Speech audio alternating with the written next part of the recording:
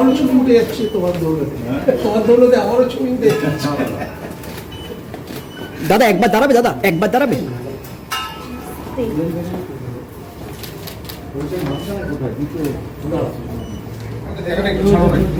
উঠে আসছি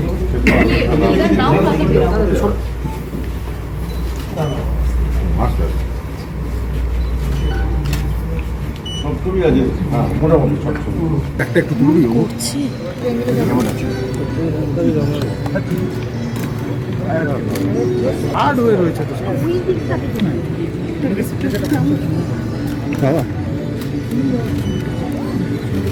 আমি দেখতে ডিঙ্গি না আমি তো এদিকে আমরা থাকবো যেরকম ছিলাম। অসাধারণ। সুদীপ্তা চক্রবর্তীকে আমরা বুক লঞ্চে যাওয়ার আগে একটা ছোট্ট সেগমেন্ট কিন্তু ভীষণ জরুরি, গুরুত্বপূর্ণ এবং এমন কিছু কথা নিয়ে আসছে সুদীপ, একদম আরো এক্সাইটেড হয়ে যাবো আমি সেলিব্রেশন।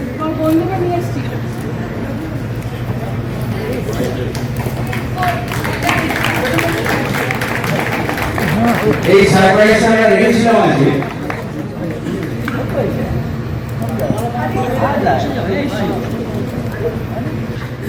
मेरे भाई की जिंदगी में, बड़े भाई की जिंदगी में बहुत बड़ा दिन है और इनकी जो बिटिया है, हम दोनों एक दूसरे के संपर्क में पिछले 2 महीनों से, and he is unaware completely.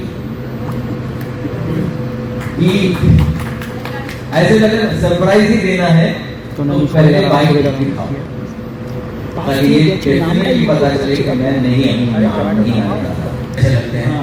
Which was shot here, वहाँ पे हम लोग शादी के जाके हाँ वहाँ जाके हमने शूटिंग की। मेरी एक्टिंग अगर लोगों को अच्छी लगी है तो तरुणदा का तो हाथ उसमें है ही, लेकिन प्रभादा का भी हाथ इसमें है। आज मेरी करियर को हम्बली इस साल 61 इयर्स पूरे हो गए हैं करियर, तो उसमें जिन जिन लोगों का हाथ रहा है, ब्लेसिंग रहा है, योगदान रहा है, उनमें से एक नाम प्रभाता है। आपके रुका हुआ है शांतिपुर कंपनी ज्वेलर्स आज विशेष भावना থেকে এই লাইফ টাইম অ্যাচিভমেন্ট সম্মাননা আয়োজন করেছে, যে তারকা নিজের সবটুকু উৎসর্গ করেছে। followed by sweets, অনেক কিছু, অনেক মিষ্টি মুহূর্ত, your precious silent presence.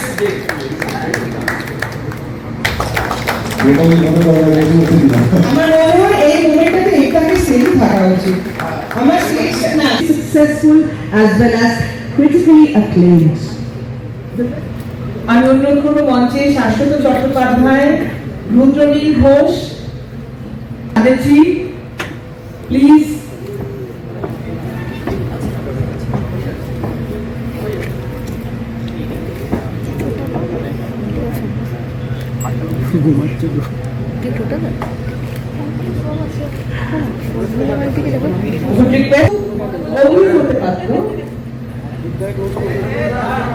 আমরা তাহলে সেই বিশেষ witness the celebration of a lifetime. Should we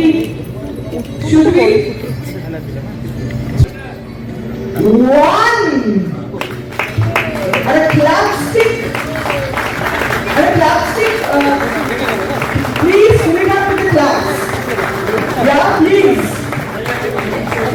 আমাদের ইন্ডাস্ট্রির বহু বিশিষ্ট মানুষ এখানে রয়েছেন।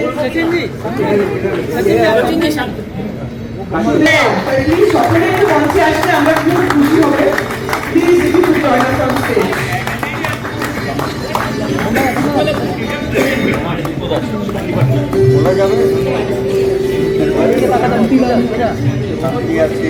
শান্তিদা প্লিজ মঞ্চে আসবেন।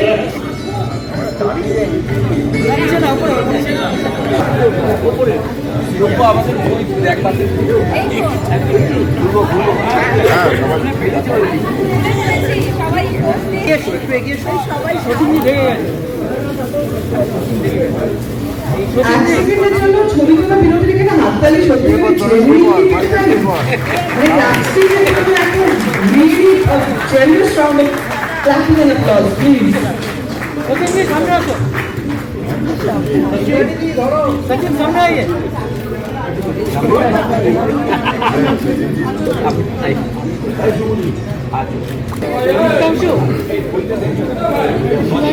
বলে বলো হয়নি হয়নি দীপ্তাংশু হয়ে গেছে আমি দেখে অদ্ভুত লাগছে, সত্যি ভালো লাগছে যে আমাকে লোকে এত ভালোবাসে, আমার ছবি এত ভালো লেগেছে, আমার ছবি এত ভালো লেগেছে সকলের, এটা আজকে বুঝতে পারলাম। আমি জানি ন্যাশনাল অ্যাওয়ার্ড পেয়েছি, আরো অনেক পুরস্কার পেয়েছি, লোকের ভালো লাগে, কিন্তু এত ভালো সেটা আজকে দেখতে পেলাম। আমার নিজের সম্বন্ধে আমি আর কি বলবো,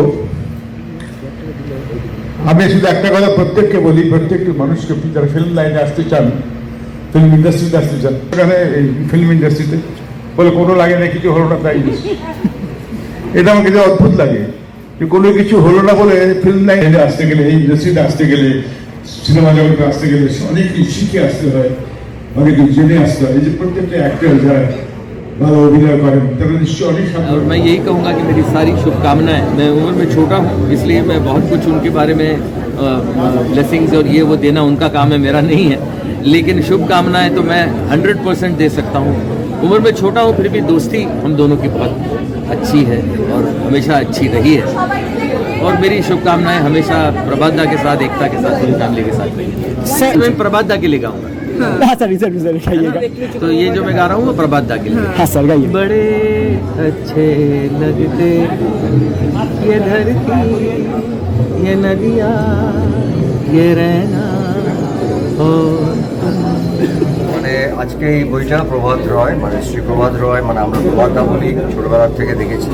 প্রভাতদার সঙ্গে আলাপ কিন্তু আমার ইন্ডাস্ট্রিতে কাজ করার অনেক আগের থেকে, একটু আগে উনিও বললেন, মানে আমার মনেও নেই। সেটা আমরা যখন বোম্বে যেতাম তখন প্রভাতদা স্ট্রাগল করছেন, আমার বাবার বড় বান্ধব, সেখানে প্রচুর মানুষ দরকার হতো, এবং এরা একটা জিনিস করতেন যারা তখন স্ট্যাবলিশ বাঙালি, মানে পরবর্তীকালে মিঠুনদাও করেছেন, যে যারাই স্ট্রাগল করতে আসতো তাদেরকে একটা মানে কোনো একটা কাজের মধ্যে ইনভলভ করে নিতেন, যাতে তারা ওখানে তো লাইফস্টাইলটা ভীষণ, তারা যাতে অ্যাসিস্ট্যান্টের কাজ বা স্ট্রাগল করছেন কিন্তু তার সঙ্গে একটা সাপোর্ট পান। আমার মনে হয় প্রভাত ওইটাই বললেন, আমার যে খুব একটা মনে আছে তাহলে এতটাই ছোট যে তখন তো হাতে ফ্যান লেটার দেওয়া হতো, তখন একটা আমার বাবার কাউকে দরকার ছিল, অজয় কাকু, মানে ওনার যে বস ছিল অজয় বিশ্বাস, তো তাকে নিয়ে গিয়ে কাজ করা শুরু করে তখন আমার শোনা হয়। সেটা একটা দিক। আর একটা দিক হলো যে তারপরে দীর্ঘদিন আমরাও কাজ, ছোটো ছিলাম, স্কুলে পড়াশোনা, তারপর বড়ো হয়েছি, ফিল্মে অ্যাক্টিং করেছি, যেটা আমাদের ইন্টারেস্টিং যে প্রভাতদা যেভাবে ঢুকলেন বাংলা ছবিতে, অবশ্যই জানতাম যে তিনি সব কিছু অ্যাসিস্ট করতেন, সত্যির সঙ্গে আমাদের একটা যোগাযোগ ব্যক্তিগত জায়গায় ছিল। তো বললাম না, বম্বেতে যেন বাঙালিদের একটা নিজস্ব একটা বড় গ্রুপ থাকতো, সেখানে দেখেছি প্রভাতদাকে আমি অনেকবার। তো পরিচালক প্রভাত রায় যখন এলেন বাংলায়, সেটা একটা ঝড় তোলার মতো, মানে অনেস্টলি বলছি, সেই সময় প্রভাত রায়, ওইদিকে আমাদের অঞ্জন চৌধুরী, ওইদিকে বীরেশ চ্যাটার্জি, পরবর্তীকালে হরনাথ, এরা এক একটা ছবি যখন শুরু করলেন তখন ঝড়, মানে যখন প্রতিকার প্রতিদান শুরু হয়, ওনারাতে আমি ছিলাম না, আমি তখন ইনভে এখানে কথা বলতে পারবো না।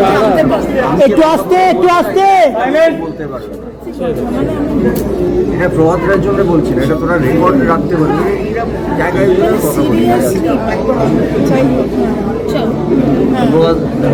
যাই হোক, আমি বলছি যে প্রতিকার যখন হয়, আমার মনে হয় বাংলা সিনেমার না একটা পুরো ধারা পাল্টে গিয়েছে, শুধু ব্যবসায়িক জায়গা থেকে। ব্যবসায়িক জায়গা থেকে আমার ধারণা আজকের দিন আমি জোর গলায় বলতে পারি প্রতিকার শুধু হল থেকে 25 থেকে 30 কোটি টাকা ব্যবসা করেছে।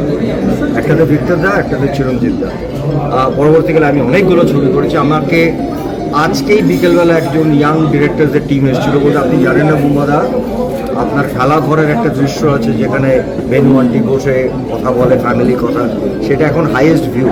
আমি বলতে চাই যে এই মানুষগুলোর কন্ট্রিবিউশন, এবং আপনারা যদি ভালো করে দেখেন, যখন লাঠি করেছিল তখন কিন্তু আমরা platinum jubilee, golden jubilee star, কিন্তু প্রভাতদা যখন ডেকে বলবে আমি এরকম একটা ছবি করার চেষ্টা করছি যেখানে সবাইকে চাই, সবাইরই ভিক্টরদের ওপরে গল্প, বাট সবাইকে বেশ ইম্পর্টেন্ট রোল, আমরা রাজি হয়ে গেলাম। লাঠি ক্রিয়েটেড এ হিস্ট্রি, এবং এই ভদ্রলোক কমার্শিয়াল ফিল্মও করতেন।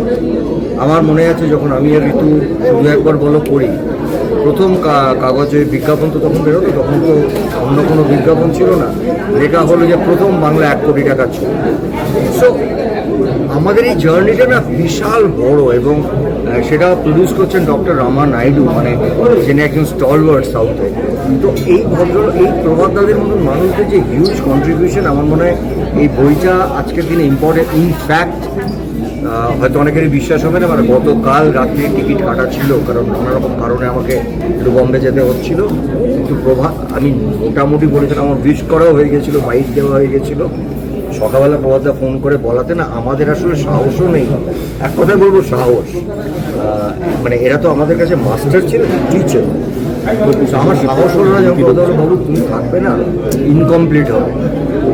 তো আমি টিকিটটা ক্যান্সেল করে আজকে রাত্রে 2টোর সময় ফ্লাইট ধরছি বম্বে যাওয়ার, আমরা সকালবেলায় কাজ আছে। তো এরা না আমাদের কাছে মাস্টার, মানে ইয়ার্কি মেরেছি, মজা করেছি, গল্প মেরেছি। আর প্রভাতদা was like a very colourful, এবং মানে একটা আউটডোরে গেছি, কারো ঘরে রাত্রিবেলা ঢুকে পড়েছি, কাউকে আমরা তুলে চ্যাঙ্গা আমরা জলে ফেলে দিচ্ছি, কিন্তু যখন কাজ করতেন লাইক একটা অসাধারণ স্মার্টনেস প্রভাতদার মধ্যে ছিল। আর এই লোকটা একদিকে কমার্শিয়াল ওরকম বড় বড় ছবি করেছেন, আবার একদিকে কিন্তু তিনি ন্যাশনাল অ্যাওয়ার্ডও পেয়েছেন, ক্রিটিক্যালি এক্লেম হয়েছে। বিশেষ করে রিনাদি এবং ঋতুকে নিয়ে যে ছবিটা করেছিলেন, শ্বেত পাথরের থালা, এটা মানুষের হেড অফ টাইম। প্রভাতদা সুস্থ থাকুক, ভালো থাকুক, এত বড় একটা বই লিখলেন। এবার আমার মনে হয় প্রভাতদার আস্তে আস্তে চিত্রনাট্য লেখাও শুরু করা হয়েছে। প্রভাতদা should be with us, he is with us, মানে তার কাজটা যেন আবার শুরু করেন। ডিরেক্ট নাও করতে পারেন, but I want him to write script. ওনার লেখার হাতটা বড় ভালো। ইভেন যখন একটা ছোটো করে কোনো ছবি রিলিজ করলে উনি রিভিউ লিখতেন, মানুষজন পড়তেন, ওনার লেখার হাত, লেখার ধরন, সংলাপ, এগুলো অসম্ভব ছিল। আর আমার আর মাকুর ক্ষেত্রে একটা লাস্ট কথা বলতে চাই, একতা এখানে যেভাবে বিশেষ করে ওনাকে আমরা, বিশেষ করে আমি, আমার বোন, আমরা দুজনে জানি, কারণ আমার বোনের সাথে আমার কাজের চাপে হতো না, বৌদির অসম্ভব একটা অদ্ভুত সম্পর্ক ছিল। ওই মেয়ে একটাই যে জায়গাটা পূরণ করে, এটা আমরা সবাই জানি। আমরা ইন্ডাস্ট্রি যারা ছোটো থেকে বড় হয়েছি, প্রভাতদার একটা ভ্যাকিউম, সেটা হয়তো ঈশ্বরের ম্যাজিক আমরা কেউ জানি না, হয়তো অনেক পরে আনলে, কিন্তু এরকম একটা ম্যাজিক ওটা ঈশ্বরই ক্রিয়েট করেছে।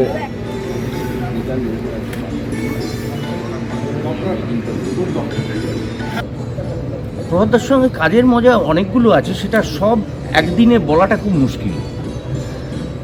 কারণ প্রভাতদার মধ্যে কিছু কি বলবো, ছেলে মানুষই বলবো না কি বলবো,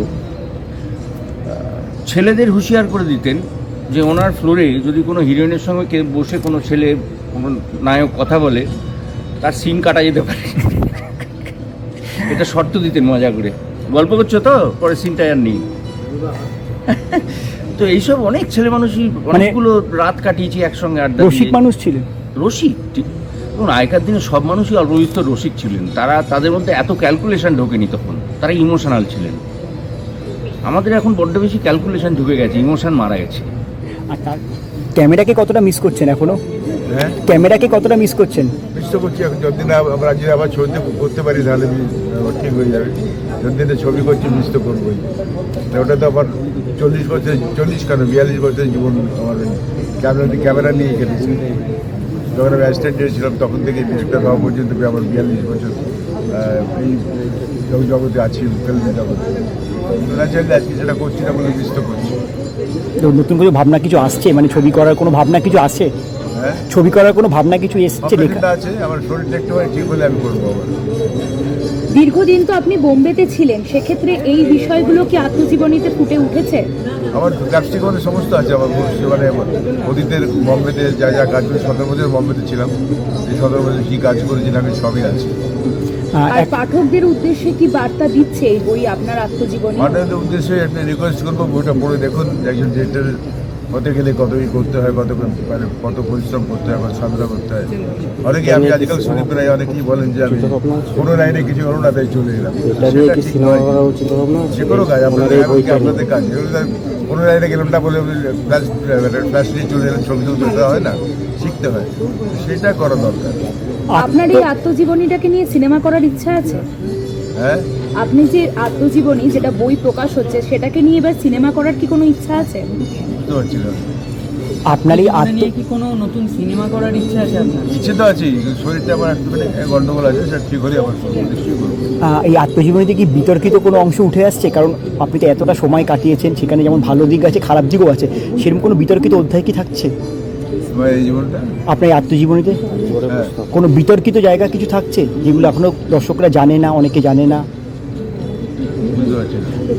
এই আপনার এই আত্মজীবনীতে বিতর্কিত কিছু অংশ কি থাকছে যেখানে এখনো যারা যেটা কি আমরা জানি না আপনার এত সুদীর্ঘ জীবনে? মিঠুন, বিতর্কিত কোনো বিতর্কিত যে অংশ বিষয়গুলো আমরা জানি না আমরা যে বিষয়গুলো, কোন বিষয়? এমন কোনো বিষয় রয়েছে যেগুলো আমরা জানি না সেগুলো? আমরা জানি না। হ্যাঁ, অনেক বিষয় আছে, হ্যাঁ, যেটা আমি সব বলতে পারিনি, কিন্তু আমি মোটামুটি আমি পারিবারিক ছবি করেছি আর কিছু অ্যাকশন ছবি করেছি, তার মধ্যে যে কটা বিষয় এসছে। এখন বাকি তো নিশ্চয়ই আছে, অনেক অনেক কিছু আছে। Thank you. এরকম একজন প্রবাদ প্রতিম পরিচালক, বম্বে, বাংলা সব জায়গায় এবং চিরস্মরণীয় মানুষদের সঙ্গে কাজ করেছেন। তার একটি সিনেমায় আমি কাজ করেছি, প্রিয়তমা, এবং এইখানে দীর্ঘ তার কাহিনী জীবনে শুনেছি আমি তার অন্যতম সহকারী পরিচালক পল্লব ঘোষের কাছে, বলুদার কাছে। চাক্ষুষ করবো আজ, বইটাও পড়ব।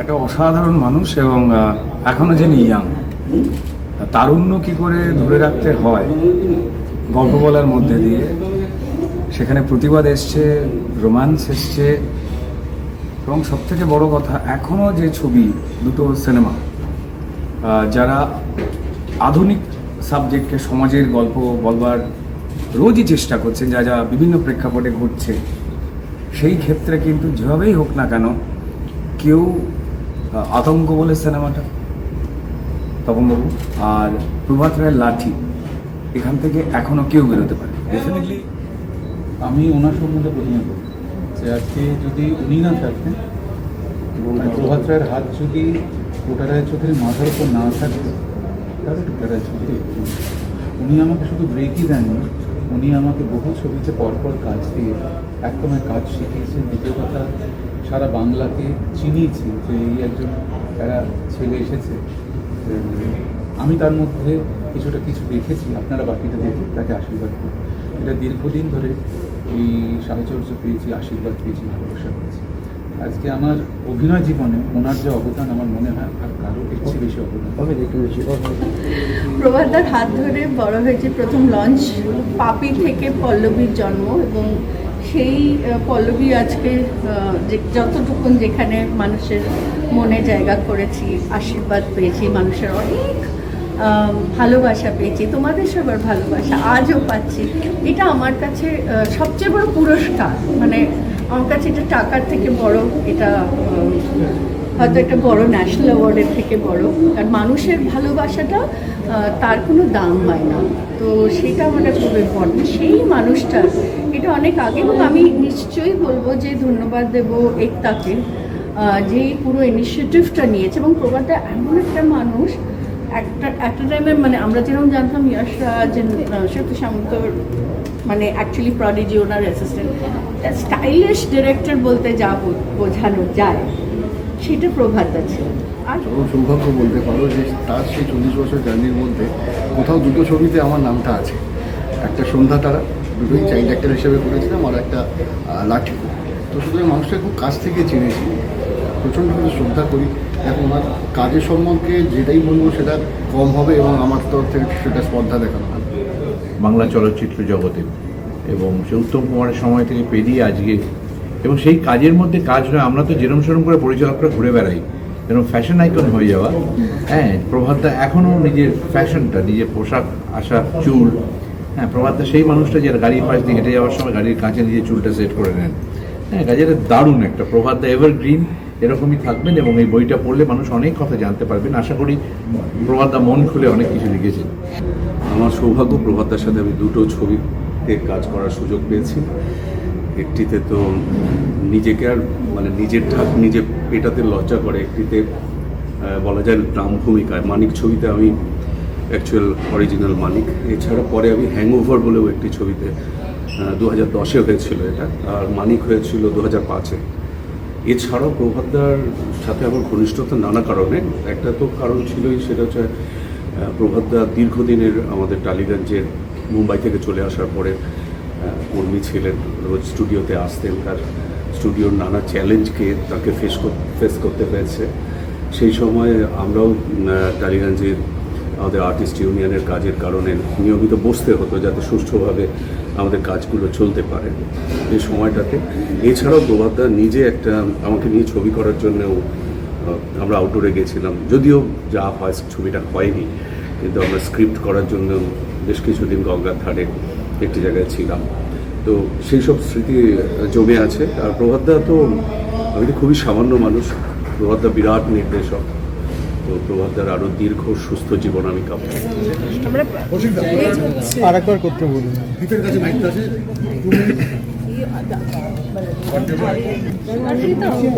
পরিচালকের তরফে যারা প্রভাতদার থেকে ছোট, সমস্ত পরিচালক যারা আছেন, যত সহকারী পরিচালক আছেন, সবার তরফ থেকে আমি স্বেচ্ছায় প্রতিনিধিত্ব নিয়ে প্রণাম জানাচ্ছি।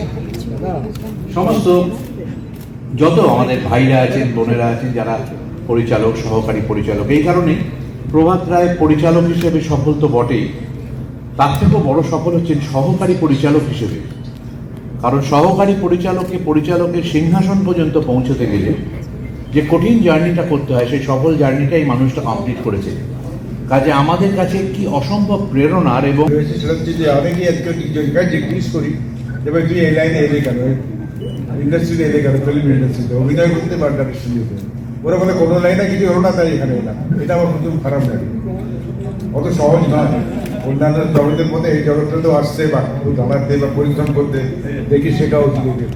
এরাও আমি জানি কত পরিশ্রম করছে, কত চেষ্টা করেছে, সাধনা করেছে, তবে আজ কৌশল আমাদের হতে পেরেছে।